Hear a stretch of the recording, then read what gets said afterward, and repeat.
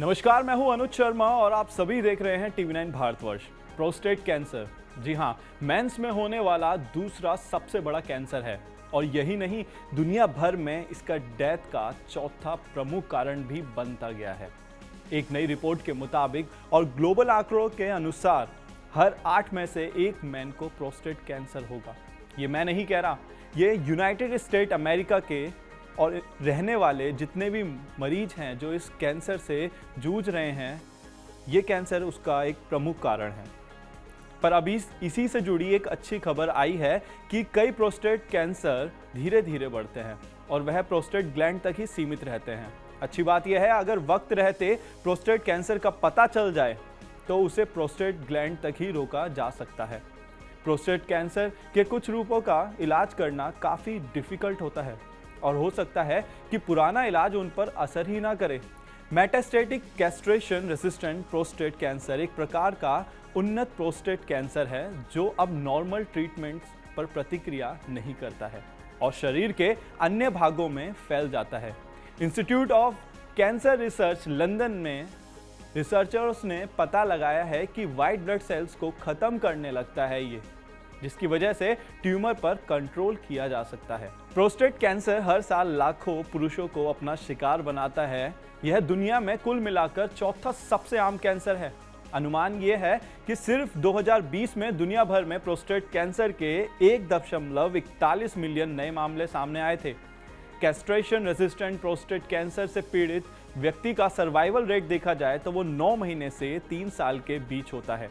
चलिए अब ये जानते हैं कि माइलॉइड वाइट ब्लड सेल्स और कैंसर क्या है। प्रोफेसर योहान डे बोनो और उनकी टीम ने माइलॉइड वाइट ब्लड सेल्स पर एक रिसर्च किया था जो आमतौर पर शरीर को संक्रमण से बचाने में मदद करती है। हालांकि इस प्रकार की ब्लड सेल्स आमतौर पर ट्यूमर में खींच जाती हैं। प्रोस्टेट कैंसर में AZD5069 दवा का यूज किया जाता है। चलिए जानते हैं आखिर क्या है ये दवा। स्टडी के दौरान साइंटिस्ट ने माइलॉइड कोशिकाओं को ट्यूमर में खींचने से रोकने के लिए AZD5069 नाम की एक एक्सपेरिमेंटल ड्रग और आमतौर पर प्रोस्टेट कैंसर के इलाज के लिए इस्तेमाल की जाने वाली हार्मोन थेरेपी, जिसे एंजुलेटेमाइड कहा जाता है, के कॉम्बिनेशन का उपयोग किया। यह दवा ट्यूमर की ओर आकर्षित होने वाली माइलॉइड कोशिकाओं को रोककर काम करती है।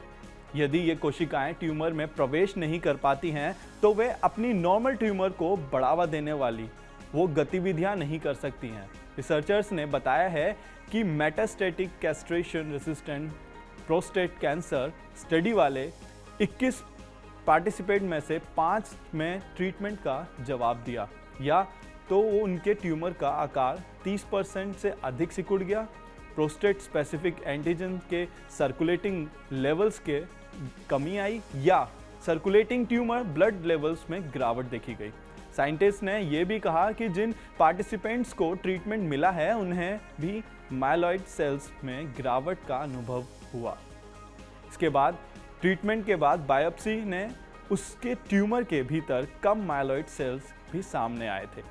आशा करता हूँ ये जानकारी और ये वीडियो आपको दोनों ही काम आएंगी और अच्छी भी लगी होंगी। ऐसी तमाम और इंटरेस्टिंग वीडियोस को देखने के लिए आप सभी देखते रहें TV9 भारतवर्ष।